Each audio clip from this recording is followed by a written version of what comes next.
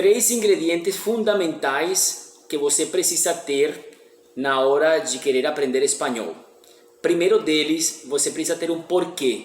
Você precisa ter um motivo suficientemente forte para que te permita passar o processo, ok? Se você está querendo aprender espanhol por um hobby ou por simplesmente uma vontade, vou te contar sinceramente que é muito provável que você não chegue a aprender o espanhol, tá? Essa é uma questão importante. Você vai achar algumas desculpas, como o professor é chato, o método não gostei, não tenho tempo, porque basicamente você não tem essa prioridade.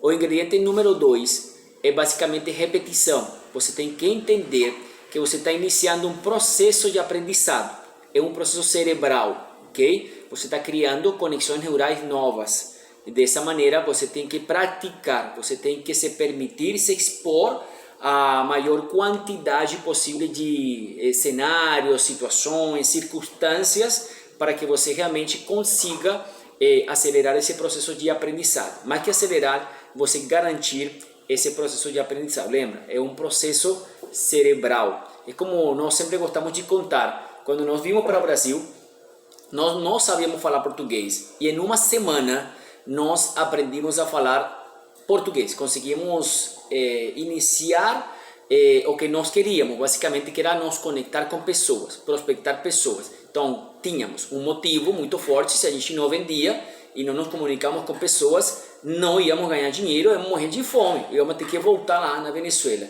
Número 2, entendendo que tínhamos esse motivo importante, praticamos. Era dia e noite, nos expondo a maior quantidade de elementos como música, traduzida de espanhol para português, de português para espanhol, escrevemos bastante, repassamos tudo que nossa amiga colombiana nos ensinou em aquela noite, em 30 minutos, uma hora talvez, ela nos ensinou. A gente nos proibimos, Michelle e eu nos proibimos de falar espanhol nesse processo, porque, repito, ouvíamos música, falamos o mais que a gente podia em português, líamos tudo que a gente podia em português. Então, basicamente, além de que a gente estava, obviamente, no Brasil, então, anúncios, pessoas falando a língua, música, a rádio também, ouvimos bastante rádio, TV, tudo procurando reforçar esse processo de aprendizado. Não tínhamos essa consciência toda que temos hoje, mas não tínhamos vontade, ok? Por isso vou ressaltar um motivo forte, um porquê forte que te faça querer fazer o que tem que ser feito. Número 2, praticar e estar o máximo possível em imersão. E o número 3, você precisa de um método certo para você trilhar um processo que seja o mais agradável, menos complicado possível.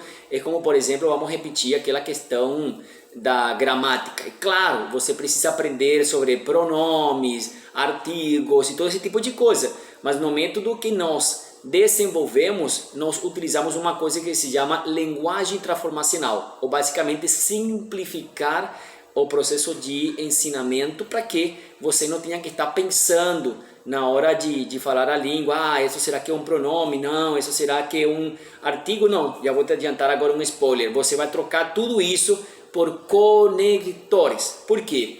Um número importantíssimo de palavras, um número gigantesco de palavras do português para o espanhol significa a mesma coisa.